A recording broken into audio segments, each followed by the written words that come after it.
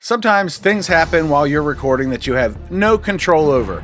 Take this recent footage, for example, and then this frame popped up. Yeah, I don't know what flew around me or what was in the air, but it created that shadow on this sweatshirt for exactly one frame, and it caused problems. So welcome back to Create a Reality, my friend. I'm John, and in today's video, we're going to take a look at 3 ways to fix that problem using Davinci Resolve. 2 of them are in the free version, 1 of them is studio only. I'm going to walk you through all 3 of them. So let's dive into Davinci Resolve and I'll show you what we're working with. So here's my timeline. I've got 3 copies of my errant clip and we're right on the frame with the shadow right there. We got to get rid of that. The first way is to just cut out that 1 frame since it's just 1 frame, right?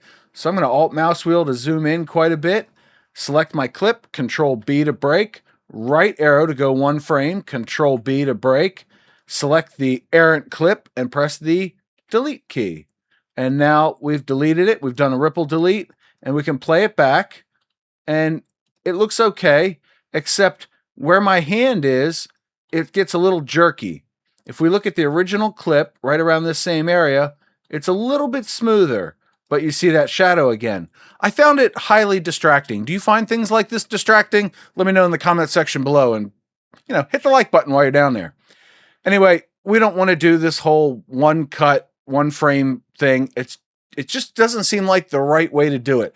Plus, there could be a better way. So now we're going to use the studio only patch replacer before we actually go to the solution that I found and used. So here we are, we're on our 2nd copy of this clip and I've got my errant frame right there. So I'm going to go right up 2 frames after it, break, go back a few frames, break. That's Control B again. And with our clip selected, we'll click on the color icon, go into the color page. We have effects over here on the right. If you don't see it, click on effects. We've got our node area. We've got our flip there. And you can see right there, there's our shadow. And we want to go make sure we're at the start of the clip.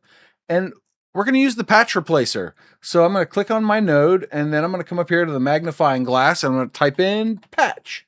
Now we have patch replacer. I'll drag it, drop it onto the node, and you can see we have source and target. So we're going to move these around until this is the source, and here's our target, which is going to overwrite where our errant frame is. Now, since we can't see what we're working with, I'm going to come down here to global blend, and I'm going to drag it all the way to 0 so that nothing's happening yet. And I want to go to the frame. This is our frame that's got the shadow in it, and I'm going to use my center mouse wheel to zoom in and adjust my ellipse here. Now, if I actually zoom to fit, you can see that affecting one affects both of them, so be careful. But we're going to zoom back in, and I'm going to hover over it. But the problem we're going to have is that when I bring this blend back up, you can see that this is not good and it's too big. We're blending in with the logo. We've got some other weird stuff going on. If we make this a little bit smaller so it's not overwriting rather, enunciation is important, kids, the zipper, then we have other issues and we can move this around and get it sort of close. And that's the patch replacer. And I'm going to show you in just a minute why this is not the solution I went with. But for now, let's actually, pretend we're using the patch replacer. Granted, a sweatshirt with this pattern on it is going to be pretty difficult to replace properly. But what we need to do is zoom to fit. And you might be in the window tab or the magic mask or blur tabs, but we want to be on the tracker tab. The tracker, and it says window on it because window is selected over here. We want FX because we're tracking an OpenFX effect. So I've got FX selected. We're going to come down here to our arrow and crosshair icon, click it. It adds this red cross in the middle. We'll drag it down into the area that we want to track. And we want to make sure that frame is selected here, not clip, but frame. And we'll track back and forth, and you'll see that it moved it a little bit back and forth. So now what has happened is if I come up here, we're in power window selection mode. Resolve will change this on you, but you can just hit the drop down and change it from power window to OpenFX overlay. And now we get our patch replacer overlay. And if I zoom in, you can see that the patch replacer is moving. and it's sort of blended it in. This is our frame with the shadow on it. If I come up here to our fill-in method, change it from blend clone to clone, that seems a little bit cleaner because it's not blending with the original frame. So in our case, the blend clone was keeping a little bit of that shadow there, but the pure clone is just cloning the source material. Let's go back to the edit page and I'll show you why this is not the way I went with. Here we are in the edit page, and we'll play this back, and you can see it's better. This area is better. I'll zoom in and bring this up a little bit. You can see this area is better, but not great. It's still noticeable because this pattern up here is different than the pattern down here. So John, how do we fix this? What's the magic fix? Well, it's actually in the Davinci Resolve free version, and you guessed it, if you've been following the channel for a while, it's the Planar Tracker. So let me show you how to use that to fix this. So we've got a blank clip here, and we've got our shadow. So again, I'm just going to make the breaks where I want, and then I'm going to right click on this center clip and choose New Fusion Clip, and then open it in the Fusion page.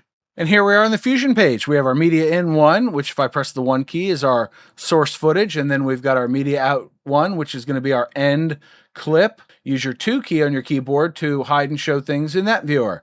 First things first, we got to track something. So I'm going to select media in 1, shift spacebar, Planar Tracker. If I could type tonight, press enter, it's now in line. That's great. And we'll just draw a big old polygon right about there, close it, and then we can come over here, change our tracker to hybrid point area, set our reference frame at, or reference time at frame 0, track forward. Looks pretty good. So an empty space, I'm going to click and shift spacebar, time speed. Now, what the time speed node is going to do is when we change the speed of it, it's going to freeze frame the first frame of our clip. It's harder to say than you think. So I'm going to connect the output of media in 1 to the input of time speed 1, and that creates something I can put my left viewer with my 1 key, and as I play along, everything looks fine. But when I change the speed to 0 by double clicking and typing 0, when I come back in here, now the left viewer is freeze framed and the right viewer is moving. Pretty cool, right? Well, now we need to merge this back on top. So I'm going to drag the output of time speed 1 to the output of Planar Tracker 1, creating merge 1. Now everything's freeze framed. Okay, that's good. To fix that, we're going to mask out just a small area of my sweatshirt. So I'm going to drag in a polygon node and connect that to the blue mask input of merge 1. And then I'm going to create a polygon that, for reasons that will become apparent later, goes right across my logo. You don't have to. You generally want to use the smallest area possible to get the effect done, but I want to prove a point, so that's what I'm doing.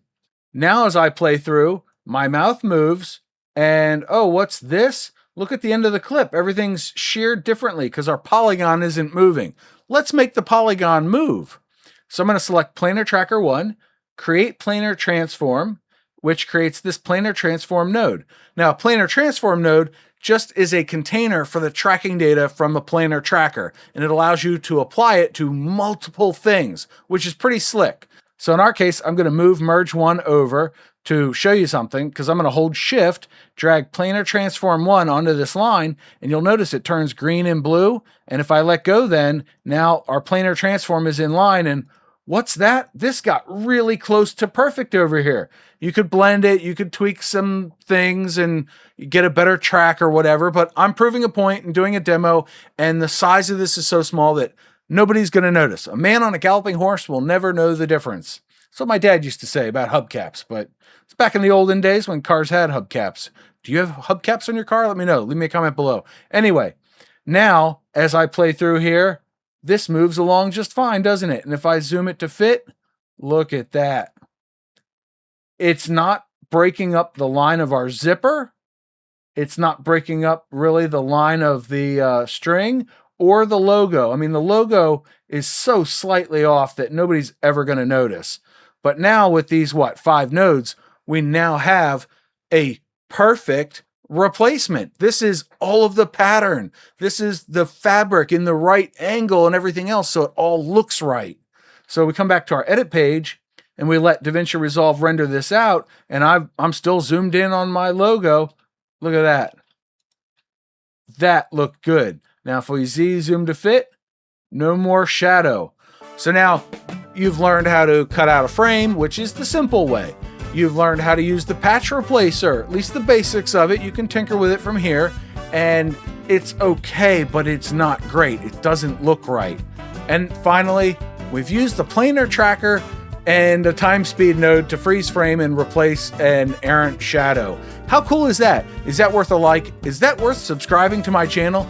Is that worth asking a question in the comment section about Davinci Resolve? Anyway, thank you very much for watching. I do hope you learned a lot. There's now a video on screen that's one of mine, and I'll see you over there. Hope you're having a great day. John out.